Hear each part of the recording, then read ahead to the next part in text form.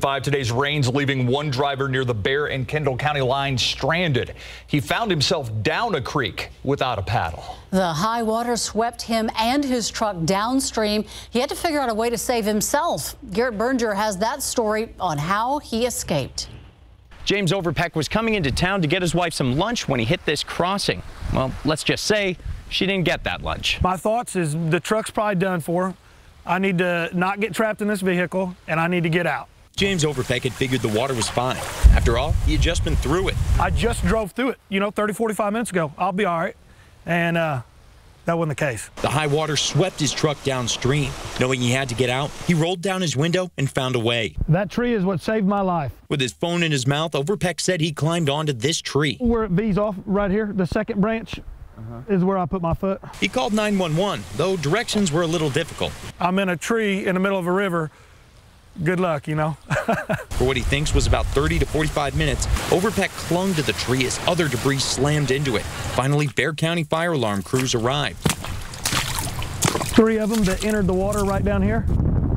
And they threw me a life vest and pulled me up right here. Just a little more wet for wear as he stood on the bank. Overpeck's priorities were getting the truck out, finding a rental, and maybe finally getting his wife something to eat. Garrett Berger, KSAT 12 News.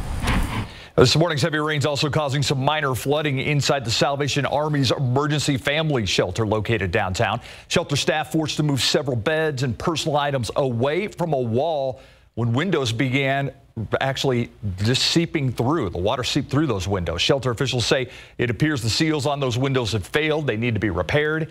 In the meantime, they are using towels and blankets to mop up the mess.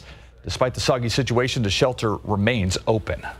Clients still in there at the time. A lot of them stayed here because of the inclement weather. So it was a kind of interesting morning, I guess. Needless to say, we had to improvise to make sure our clients are as comfortable as possible.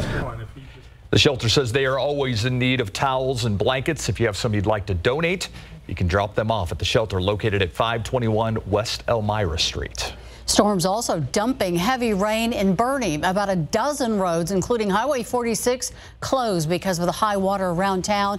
The water in Cibolo Creek in downtown Boerne also rising and flooding portions of the trail.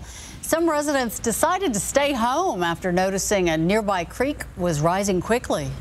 I got up, and this was about 3 inches deep, and all of a sudden, this big wall of water came, and it was 2.5 feet deep.